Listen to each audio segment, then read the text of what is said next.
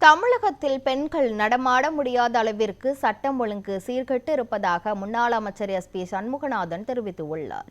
தூத்துக்குடி சட்டமன்ற தொகுதியில் அதிமுக சார்பில் முன்னாள் அமைச்சர் செல்லப்பாண்டியன் போட்டியிடுகிறார். இந்த நிலையில் தூத்துக்குடி சட்டமன்ற தொகுதியில் அதிமுக தேர்தல் பணிமனை திறப்பு விழா நடைபெற்றது. இதில் சிறப்பு அழைப்பாளராக முன்னாள் அமைச்சரும் மாவட்ட செயலாளருமான SP சண்முகநாதன் கலந்து கொண்டு திறந்து வைத்தார்.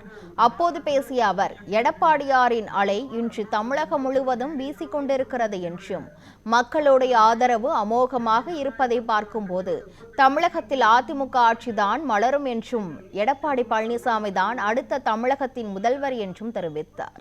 தொடர்ந்து பேசிய அவர், தமிழகத்தில் எங்கு பார்த்தாலும் கஞ்சா புழக்கம், பெண்கள் தனியாக நடமாட முடியாத சூழ்நிலை, விலைவாசி உயர்வு என அடுக்கடுக்கான விமர்சனங்களை முன்வைத்தார்.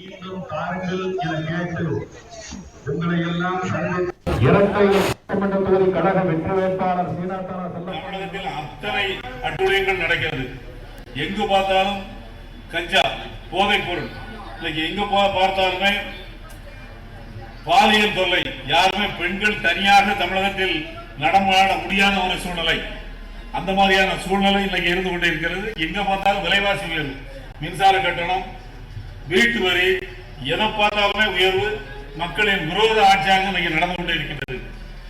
எடப்பாடியார் ஆட்சியை 4.5 ஆண்டு காலம் தமிழக மக்கள் பார்த்து விட்டார்கள். அதற்கு பின்னால் 5 ஆண்டு கால ஆட்சி திமுக ஆட்சியையும் பார்த்து விட்டார்கள்.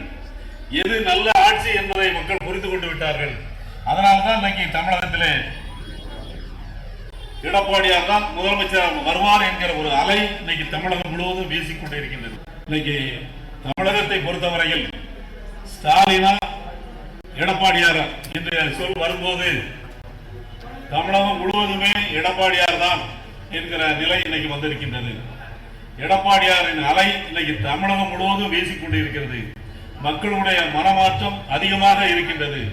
அதன் அடிப்படையில் பார்த்தால் இன்னைக்கு வருகின்ற கருத்து கணிப்புகளை பார்த்தால் கூட இப்பொழுது அதிமுக முன்னேறி சென்று கொண்டிருக்கிறது என்றுதான் இன்னைக்கு எல்லா பத்திரிகையில் உள்ள கருத்து கணிப்பும் இன்னைக்கு வெளியாகி